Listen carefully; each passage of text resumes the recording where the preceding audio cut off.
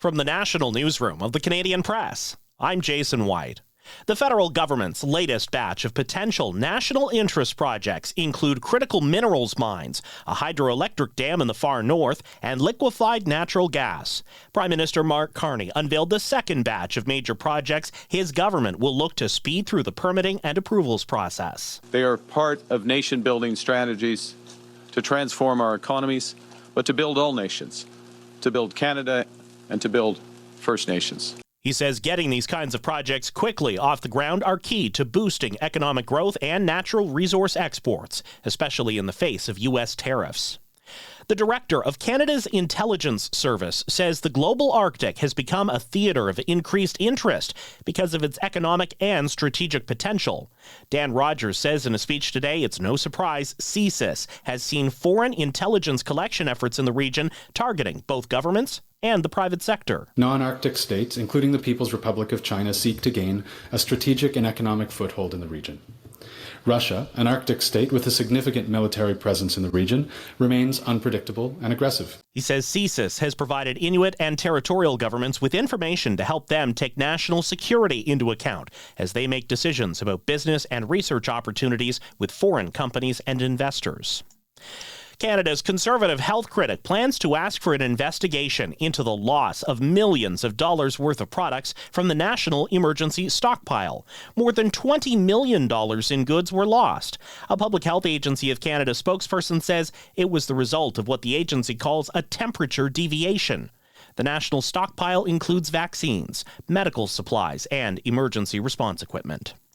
BC's government workers have voted to ratify an agreement with the provincial government. It marks the official end of an 8-week strike over the rising cost of living and other issues. Manulife Financial plans to start selling insurance in India. The Toronto-based company is trying to capitalize on the growth of one of the world's largest economies.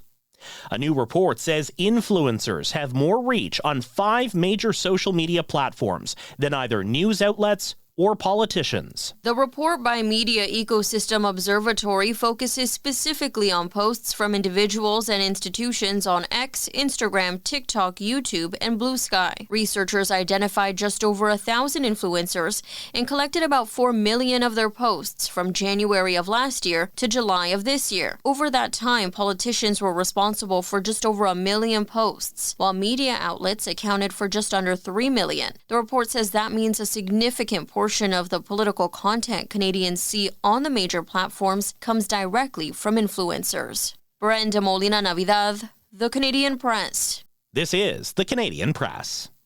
In sports, the slumping Toronto Maple Leafs will be without captain Austin Matthews and goaltender Anthony Stolarz when they host Los Angeles Kings tonight. It's a busy night in the NHL with Edmonton visiting Columbus, Ottawa hosts Boston, Montreal welcomes Dallas, Calgary entertains San Jose, and Winnipeg visits Seattle. The NBA's Toronto Raptors are in Cleveland tonight to face the Cavaliers. The CFL's awards for the 2025 season will be handed out tonight in Winnipeg. BC quarterback Nathan Rourke's up against Hamilton quarterback Bo Levi Mitchell for league MVP.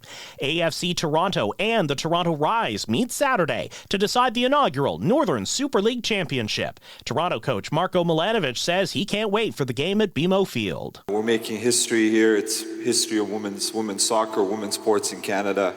We're so excited to be in the final. Toronto finished atop the 6-team league during the regular season. Vancouver was third. From the Canadian Press, I'm Jason White. Thanks for listening. Don't forget to follow and subscribe. For more of today's top stories, visit thecanadianpressnews.ca.